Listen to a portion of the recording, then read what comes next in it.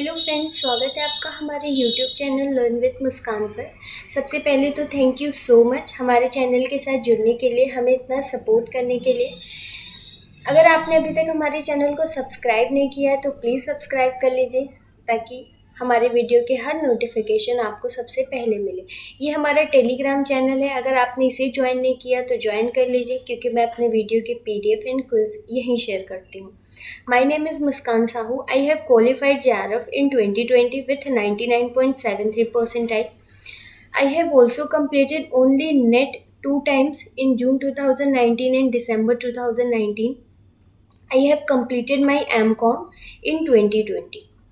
तो चलिए स्टार्ट करते हैं। हम स्टार्ट हैं कॉस्ट ऑफ कैपिटल, जिसमें से cost of equity and cost of debt हम कंप्लीट कर चुके हैं प्रीवियस क्लासेस में। अगर आप नहीं देखे हैं तो देख लीजिए। Cost of debt and cost of preference share capital complete किए हैं। आज हम पढ़ेंगे cost of equity.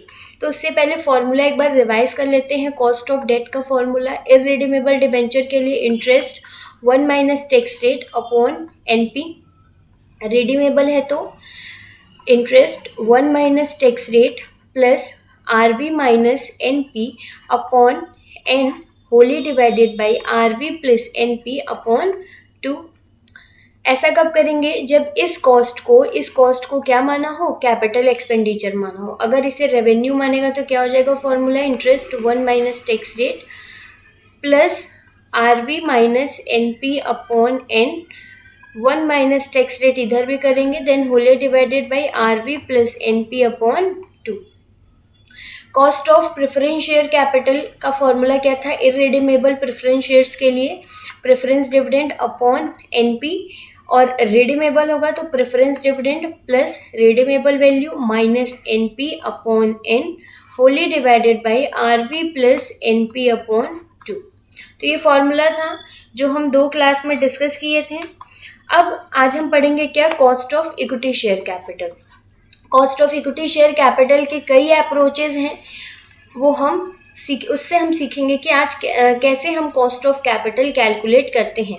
Equity share capital, equity share holder क्या होते हैं? कंपनी के ओनर होते हैं, इसलिए इसमें रिडीमेबल का कोई कॉन्सेप्ट नहीं है। ओनर कब तक होते हैं? जब तक कंपनी की लाइफ होगी तब तक ओनर कंपनी के साथ होंगे। तो इनका प्रिंसिपल अमाउंट कभी पेमेंट नहीं किया जाता। कंपनी के पूरे लाइफ में इनको सिर्फ और सिर्फ डिविडेंड दिया जाता है। ठीक है, इनके प्रिंसिपल अमाउंट की बात ही नहीं की जाती क्योंकि ओनर कंपनी के साथ चलेंगे। जब तक कंपनी रहेगी तब तक ये रहेंगे।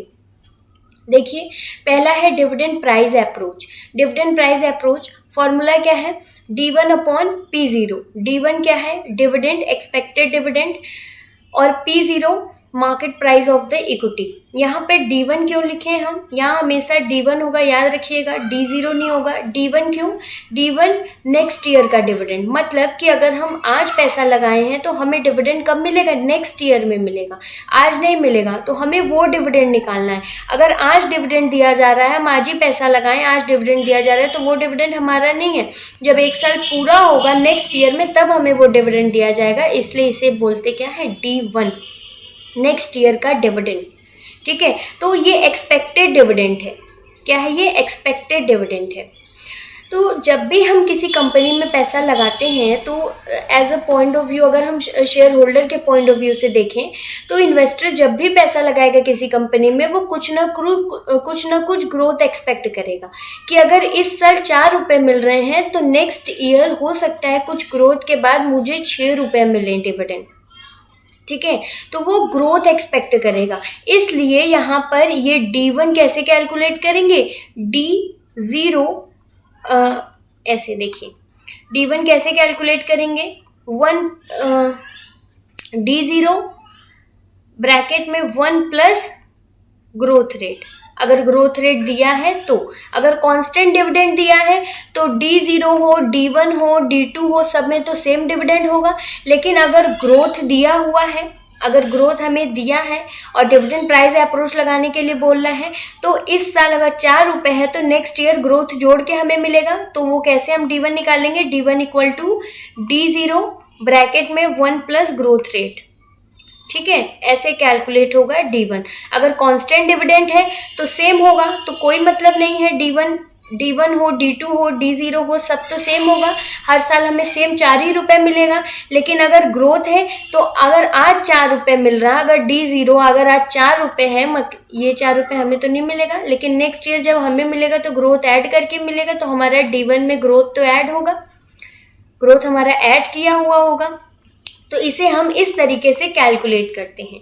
तो देखिए इसका फॉर्मूला हम ऐसे भी लिख सकते हैं, इसका फॉर्मूला हम ऐसे भी लिख सकते हैं, KE equal to D0 bracket में 1 प्लस ग्रोथ अपॉन में P0 market price of the equity. ठीक है, ऐसे भी लिख सकते हैं। अगर ग्रोथ नहीं है तो उस केस में D0 हो, D1 हो, सब सेम ही है, तो यहाँ पर D1 जो D0 है वही होगा, तो D1 अपॉन P0।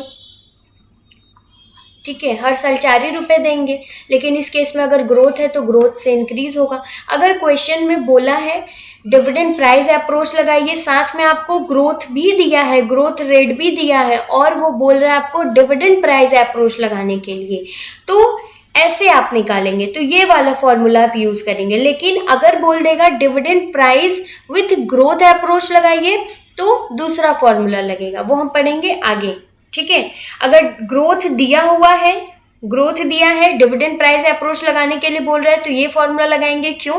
क्योंकि अगर इस साल हमें कुछ अगर इस साल शेयर होल्डर को जो पैसा मिल रहा है, नेक्स्ट ईयर हमें जो मिलेगा वो ग्रोथ ऐड करके मिलेगा। ठीक है, और वैसे भी शेयर होल्डर के पॉइंट ऑफ व्यू से देखें तो शेयर होल्डर हमेशा ग्रोथ एक्सपेक्ट ही करता है। अगर कांस्टेंट डिविडेंड है, हर साल कांस्टेंट ही दिया जा रहा है, कंपनी यही पॉलिसी यूज कर रही है, तो D1, D0, D2 कुछ भी हो, सब सेम होगा हर साल।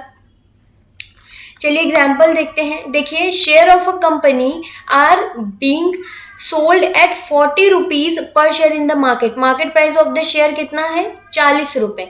The dividend paid by the company last year 4 rupees per share. पिछले साल लास्ट ईयर कितना दिया गया था डिविडेंड? 4 रुपए दिया गया था। The anticipated growth rate is 8%। यहाँ पे आपको ग्रोथ रेट दे दिया है कितना? 8%। अगर ग्रोथ रेट नहीं दिया होता तो डायरेक्ट हम फॉर्मूला लिखते हैं D1 अपॉन के equal to D1 upon P0। D1 लिखते 4, क्योंकि ग्रोथ तो है नहीं। अगर ग्रोथ न दिया होता तो हर साल तो 4 ही रुपए देते, अपॉन 40 मल्टीप्लाई 100 करके निकाल देते, 10% आ जाता हमारा आंसर। लेकिन यहाँ पे हमें ग्रोथ दिया है, तो अगर लास्ट ईयर 4 रुपए दिया गया था, लास्ट ईयर 4 रुपए दिया गया था, तो जब हमें दिया जाएगा तो ग्रोथ ऐड करके दिया जाएगा, हमारे डिविडेंड में ग्रोथ आ जाएगा। ठीक है, 8% की रेट से ग्रोथ हो रहा है, तो फॉर्मूला इसका क्या बताए थे हम D1 कैलकुलेट करने का? D0 ब्रैकेट में 1 प्लस ग्रोथ। देखिए D0 कितना है? 4, 1 प्लस ग्रोथ। ग्रोथ कितना है? 8% है। 8 अपॉन में 100 फ्रैक्शन से इसको कन्वर्ट करेंगे डेसिमल में, तो कितना आएगा? 112। यहाँ डेसिमल लगेगा 0.08। 1 प्लस 0.08, इससे डिवाइड करेंगे 40 से, परसेंटेज में निकालना है इसलिए 100 से मल्टीप्लाई करेंगे, तो क्या आ जाएगा आंसर? 10.8%। ये देखिए, अगर ग्रोथ ना होता तो 10% ही होता, लेकिन ग्रोथ होने की वजह से डिविडेंड क्या आया? 10.8%। कॉस्ट ऑफ इक्विटी 10.8% आया। ठीक है, तो आपको ये देखना है कि ग्रोथ दिया हुआ है कि नहीं। अगर ग्रोथ दिया हुआ है तो अगर आप ये फॉर्मूला भी लगा रहे हैं तो भी इसमें आप ग्रोथ ऐड करेंगे डिविडेंड में, क्योंकि लास्ट ईयर जो डिविडेंड दिया गया है, नेक्स्ट ईयर जो डिविडेंड दिया जाएगा वो ग्रोथ ऐड करके दिया जाएगा लास्ट ईयर वाले डिविडेंड में। ठीक है, तो यही था, यही फॉर्मूला है डिविडेंड प्राइस अप्रोच का, यही तरीका है कैलकुलेट करने का। अगर कांस्टेंट डिविडेंड है तो ग्रोथ से कोई मतलब ही नहीं है, हर साल सेम डिविडेंड दिलाएगा, तो उसमें ग्रोथ ऐड करने की कोई बात ही नहीं होगी। अब देखिए इधर dividend price approach with constant growth, यहाँ पे साफ साफ बोल दिया है dividend price approach with constant growth. Growth लगातार हो रही है। अगर क्वेश्चन में आपको बोल दिया है कि डिविडेंड प्राइस अप्रोच लगाइए विद ग्रोथ, तो आप ये वाला फॉर्मूला लगाएंगे। अगर नहीं बोला है तो दोनों में से कोई भी फॉर्मूला यूज कर सकते हैं। अगर बोल दिया है डिविडेंड प्राइस अप्रोच, ग्रोथ की बात ही नहीं की, तो पहले वाला फॉर्मूला लगाएंगे। इसका देखिए फॉर्मूला क्या है, अगर हम स्पेसिफाई करते हैं तो क्या हो जाएगा? D0 1 plus growth upon P0 plus growth. बस ये चीज ऐड हुआ है पिछले वाले फॉर्मूले में। ठीक है, देखिए यहाँ पर क्यों ग्रोथ ऐड की है? यहाँ पर तो इसमें तो ग्रोथ ऐड है, इसमें इसलिए ग्रोथ ऐड की है क्योंकि कांस्टेंट ग्रोथ है। ये कॉस्ट कैलकुलेट कर रहा है कि अगर नेक्स्ट ईयर, उसके नेक्स्ट ईयर हमें ग्रोथ हुआ तो कितना कॉस्ट पड़ेगा।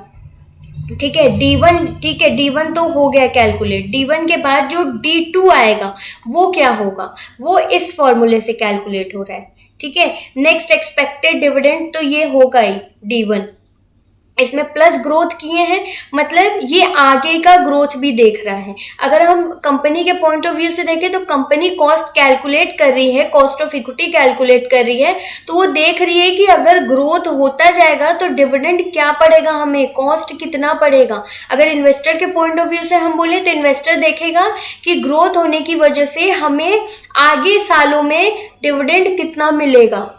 ठीक है, तब ये फॉर्मूला यूज करेंगे। ठीक है, ये कॉन्टिन्यूअस ग्रोथ दिखा रहा है। पहला वाला फॉर्मूला क्या था, पहला वाला formula cost of equity D1/P0। ठीक है, ये तो नेक्स्ट ईयर का डिविडेंड निकाला, लेकिन उसके बाद का डिविडेंड क्या होगा, क्योंकि कांस्टेंट ग्रोथ है, लगातार ग्रोथ हो रहा है, तो उसके बाद अगर ग्रोथ हुआ तो क्या डिविडेंड होगा, वो हम इस फॉर्मूले से कैलकुलेट करते हैं।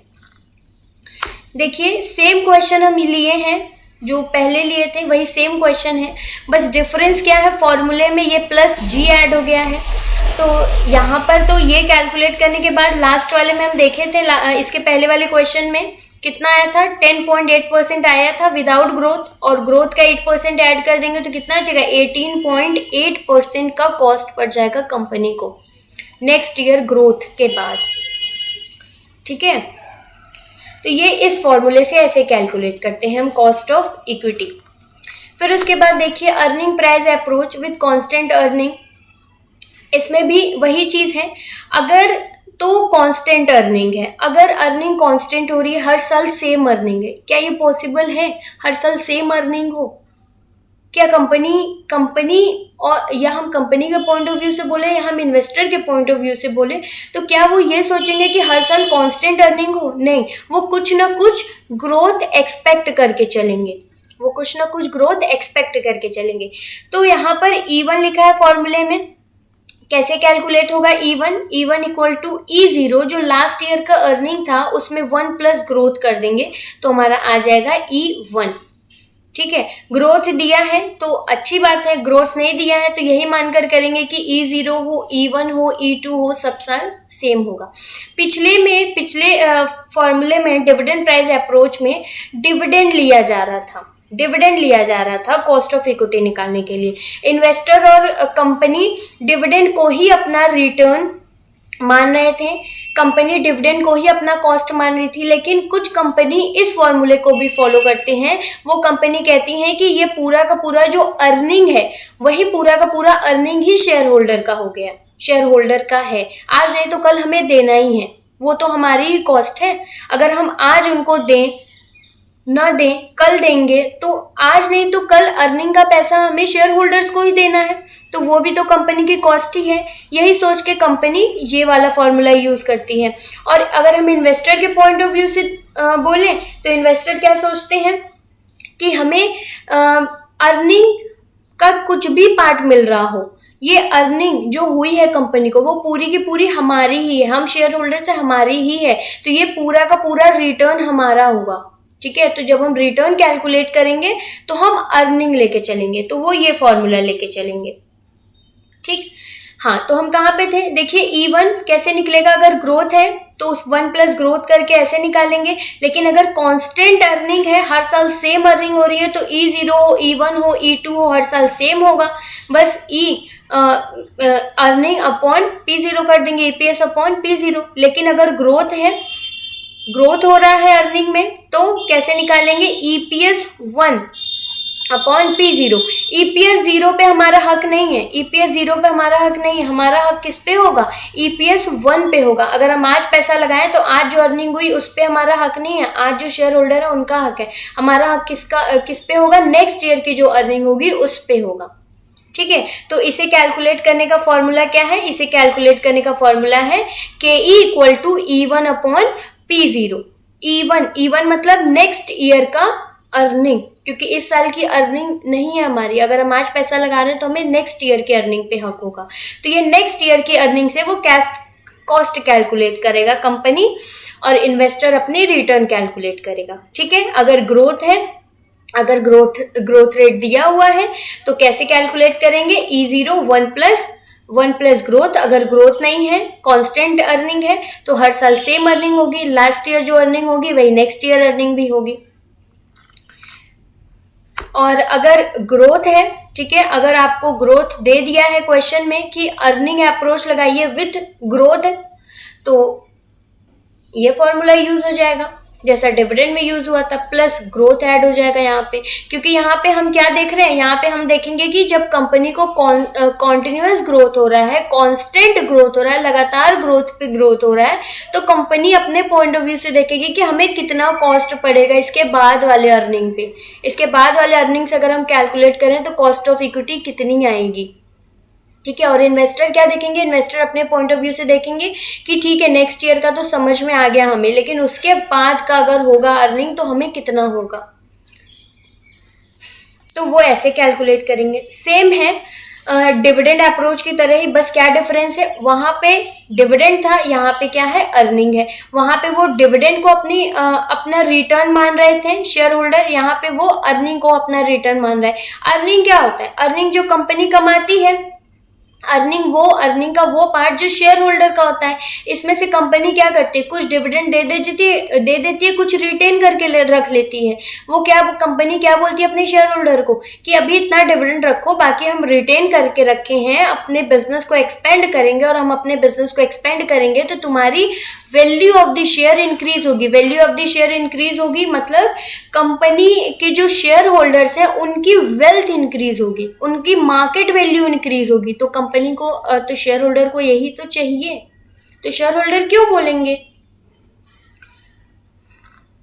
चलिए देखिए क्वेश्चन है, Pogo limited has an EPS. Pogo limited EPS है, अर्निंग पर शेयर है 9 रुपए। ठीक है, 9 रुपए पर शेयर वो अर्न कर रहे हैं। इट्स पे आउट रेशियो इज 40%। पे आउट रेशियो कितना है, 40%। मतलब कि ये जो 9 रुपीज पर शेयर है ईपीएस, इसका 40% डिविडेंड दे दिया जा रहा है। देखिए पे आउट रेशियो का फॉर्मूला होता है डीपीएस अपॉन ईपीएस, कि अर्निंग का कितना पार्ट दिया गया, अर्निंग का कितना परसेंटेज एज ए डिविडेंड दे दिया गया। तो कितना दिया गया है, 40%। तो 9 का 40% निकालेंगे तो कितना आएगा, 3.6। कितना आएगा, 3.6। मतलब 3.6 दे दिया जा रहा है एज अ डिविडेंड, और बाकी का रिटेन करके रखा जा रहा है। तो डिविडेंड पर शेयर कितना आ गया, 3.6। अर्निंग पर शेयर कितना है, 9 rupees per share. It's earning and dividend growth are expected at 5% per annum. Dividend कितना एक्सपेक्ट किया जा रहा है, डिविडेंड में और अर्निंग में दोनों में ही ग्रोथ कितना एक्सपेक्ट किया जा रहा है, 5% का ग्रोथ एक्सपेक्ट किया जा रहा है। Find out the cost of equity under the various approach if the market price of the share 36। तो P0 कितना है, 36। बोल रहा है कि वेरियस अप्रोच लगा के देखिए, तो हम चारों अप्रोच लगा के देखेंगे, क्योंकि हमें अर्निंग भी दिया है, अर्निंग पर शेयर भी दिया है, डिविडेंड पर शेयर भी दिया है, P0 भी दिया है, ग्रोथ भी दिया है। तो हम दोनों चारों फॉर्मूला लगा के देखते हैं।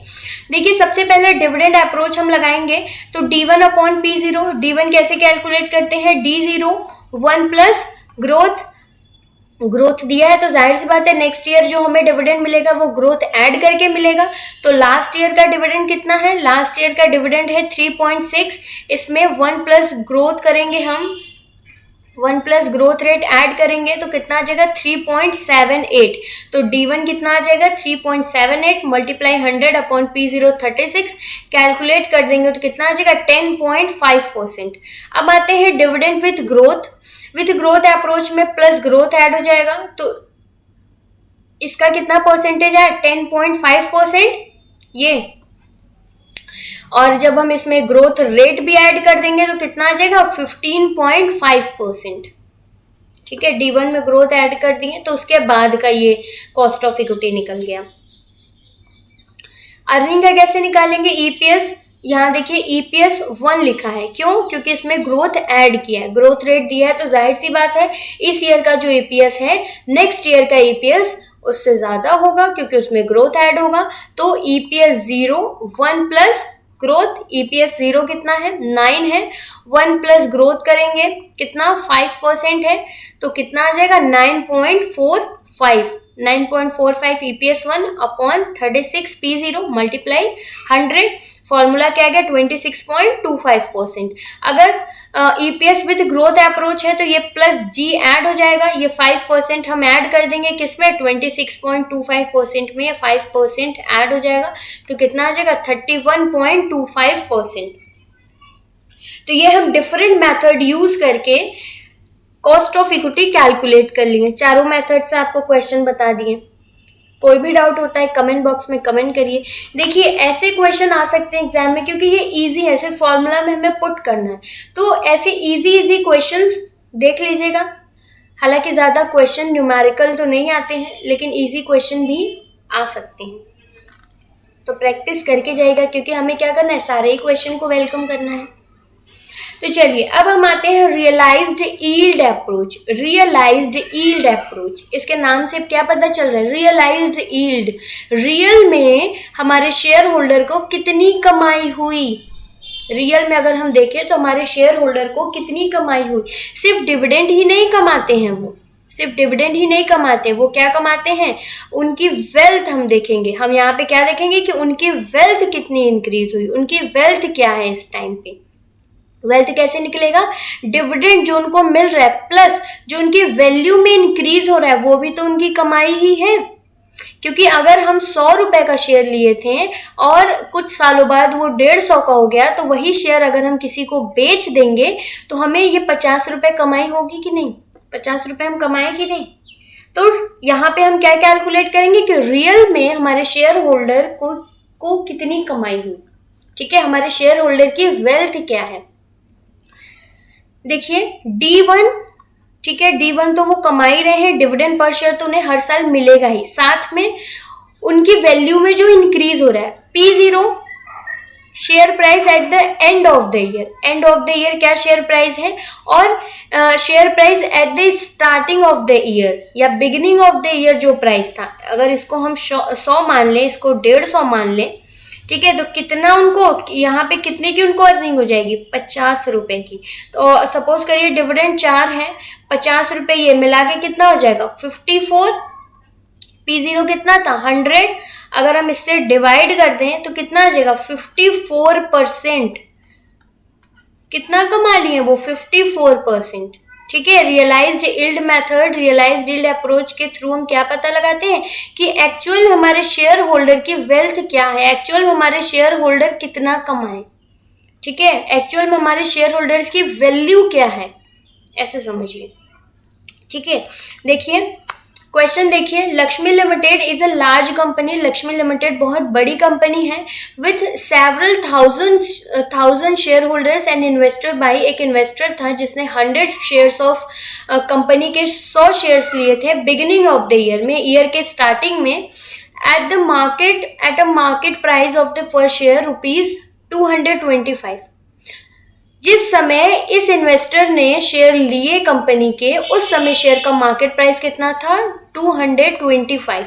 मतलब P0 कितना था at the beginning of the year जब वो शेयर परचेज किया 225 रुपए।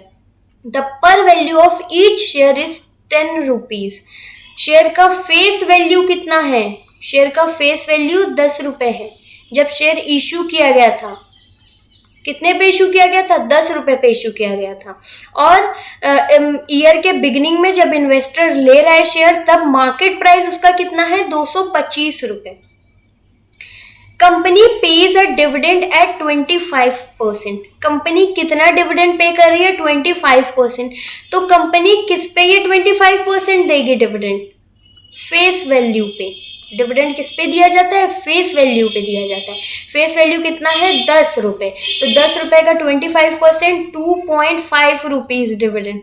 मजाक चल रहा है 2.5%। सोचिए मार्केट वैल्यू है 225 रुपए जिसपे डिविडेंड दिया जा रहा है सिर्फ और सिर्फ 2 रुपए 5 पैसे। The price of the share at the end of year, और ईयर के एंड में शेयर का प्राइस हो गया 267.50 रुपए, 267.50 पैसे हो गए, इतना ज्यादा बढ़ गया। Calculate the total return on investment, यहाँ पे हमें क्या कैलकुलेट करना है कि इन्वेस्टर का टोटल रिटर्न कितना बना। ठीक है, सपोज करिए इन्वेस्टर अगर सेल करने जाएगा at the end of the year, year के एंड में अगर वो अपने शेयर को सेल करेगा तो उसे कितना कमाई होगा, उसे कितना रिटर्न मिलेगा। तो डिविडेंड तो एंड में उसको मिलेगा ही मिलेगा, साथ में जो उसके वैल्यू में इंक्रीज हुआ, उसके शेयर के वैल्यू में इंक्रीज हुआ, वो भी उसे मिलेगा। कितना, 267.50 रुपए में से हम 225 माइनस करेंगे तो कितना आ जाएगा, 42.5, 42.50 रुपए। अब उसको हम किससे डिवाइड कर रहे हैं, उसको हम डिवाइड कर रहे हैं P0 से। क्यों, क्योंकि यही पैसे, इन्हीं पैसे पर तो वो लिया था, ये 225 पर ही तो खरीदा था, तो वो देखेगा कि 225 देने पर हमें कितना रिटर्न मिला, 225 पे हमारा क्या रिटर्न बन रहा है, वो इन्वेस्टर कैलकुलेट करेगा। तो कितना रिटर्न बन रहा है, 20% का रिटर्न। शेयर होल्डर ने 225 लगा के उसका 20% वो अर्न कर लिया, उसका 20% उसे रिटर्न मिला। तो शेयर होल्डर का रिटर्न कितना हुआ, 20%। कंपनी के पॉइंट ऑफ व्यू से देखें तो कंपनी को कितना कॉस्ट लगा, 20% का कॉस्ट लगा कंपनी को। ठीक है, तो ऐसे कैलकुलेट करते हैं इस फॉर्मूले के थ्रू कॉस्ट ऑफ इक्विटी, कि एक्चुअल में कंपनी कितना कॉस्ट दे रही है, या हम बोले एक्चुअल में शेयर होल्डर और इन्वेस्टर का क्या रिटर्न हुआ ऑन इन्वेस्टमेंट। ठीक है, आई होप क्लियर हो गया होगा। कोई डाउट होगा कमेंट बॉक्स में कमेंट करिएगा। नेक्स्ट एंड लास्ट मेथड है capital asset pricing model approach. ये इस पे मैं एक वीडियो बनाऊंगी, यहाँ शॉर्ट में समझा देती हूँ क्या है ये। देखिए ये क्या है, कॉस्ट ऑफ इक्विटी कैलकुलेट करते हैं तो कॉस्ट ऑफ इक्विटी कैलकुलेट करने का फॉर्मूला क्या है, risk free rate plus beta market का return of the market minus risk free return. ये बीटा हमें क्या बताता है, बीटा हमें बीटा समझिए, बीटा रिस्क है, सेंसिटिवनेस बताता है हमें। बीटा हमें बताता है कि मार्केट के कंपैरिजन में कंपनी की जो सिक्योरिटी है, कंपनी का जो शेयर है या डिबेंचर है, कंपनी का जो सिक्योरिटी है वो कितना रिस्की है। अगर बीटा 2 है, इसका मतलब कि कंपनी के रिस्क का 2 गुना रिस्क है हमारे कंपनी के सिक्योरिटी में। अगर हमारे कंपनी का बीटा 4 है, इसका मतलब कंपनी के मार्केट के कंपैरिजन में हमारा सिक्योरिटी, हमारे कंपनी के सिक्योरिटी 4 गुना रिस्क है हमारे कंपनी के सिक्योरिटी में। ठीक है, तो जब 4 गुना रिस्क है तो हमें 4 गुना रिटर्न भी ज्यादा देना होगा मार्केट से। वही इसमें कैलकुलेट करते हैं। इसमें क्या कैलकुलेट करते हैं, इसमें देखते हैं कि रिस्क फ्री रिटर्न जो हमें बिना रिस्क के मिलेगा वो तो मिलना ही चाहिए, साथ में हमें रिस्क प्रीमियम मिलना चाहिए। ये क्या कैलकुलेट करता है, रिस्क प्रीमियम। रिस्क फ्री तो मिलेगा ही, साथ में वो जो रिस्क इन्वेस्टर आपके कंपनी में आके जो रिस्क लेंगे उसके लिए उनको जो रिस्क प्रीमियम दिया जाएगा वो दोनों ऐड करके निकलेगा क्या, कंपनी की कॉस्ट ऑफ इक्विटी कैपिटल। ठीक है, ये नेक्स्ट वीडियो में हम पढ़ेंगे। तो आज के लिए इतना ही, मिलते हैं नेक्स्ट वीडियो में। Thank you for watching. कोई डाउट हो तो आप कमेंट बॉक्स में कमेंट करिएगा। अच्छा, आइए एक बार फॉर्मूला रिवाइज कर लेते हैं फटाफट से। देखिए, कॉस्ट ऑफ इक्विटी अगर हम प्राइस अप्रोच से निकालें तो D1 अपॉन P0 मल्टीप्लाई 100। अगर ग्रोथ अप्रोच से निकालना है हमें, dividend price with growth approach, तो D1 upon P0 plus growth. ठीक है, अगर अर्निंग प्राइस अप्रोच हम यूज करें तो EPS 1 अपॉन P0 मल्टीप्लाई 100। अगर विथ ग्रोथ निकालना है तो EPS 1 upon P0 plus growth. अगर रियलाइज्ड यील्ड मेथड से निकालना है तो डिविडेंड तो अर्न करेंगे ही हम, D1 तो end of the year earn करेंगे ही। यहाँ देखिए D1 लिखे हम, एंड ऑफ द ईयर जो डिविडेंड मिलेगा। D0 नहीं लिखना, D0 तो लास्ट ईयर में जो डिविडेंड दिया गया है हमें क्या दिया जाएगा, हमें एंड ऑफ द ईयर दिया जाएगा डिविडेंड। प्लस प्लस क्या था, नहीं, जो इंक्रीज होगा P1 माइनस P0, जो प्राइस में इंक्रीज हुआ होली डिवाइडेड बाई P0। ये क्या रियलाइज्ड मेथड से है। अगर capital asset pricing model use करेंगे हम तो कॉस्ट ऑफ इक्विटी कैसे निकलेगा, रिस्क फ्री तो देना ही है, साथ में रिस्क प्रीमियम देना है। जो वो रिस्क हमारे कंपनी में उठाएंगे उसके लिए उन्हें जो प्रीमियम दिया जाएगा वो कैसे कैलकुलेट करते हैं, बीटा मार्केट रिस्क, मार्केट का return minus risk free return, ऐसे कैलकुलेट होगा। ये हम पढ़ेंगे नेक्स्ट वीडियो में अच्छे से, बहुत अच्छा मॉडल है ये। तो आज के लिए इतना ही, मिलते हैं नेक्स्ट वीडियो में नेक्स्ट कॉन्सेप्ट के साथ। Thank you so much for watching my video. कोई भी डाउट होता है कमेंट बॉक्स में कमेंट करिए, वीडियो अच्छी लगी हो तो लाइक करिए, अपने फ्रेंड्स के साथ शेयर करिए जिन्हें ना पता हो इसके पीछे का फॉर्मूले के पीछे का लॉजिक क्या है। ठीक है, थैंक यू फॉर वॉचिंग।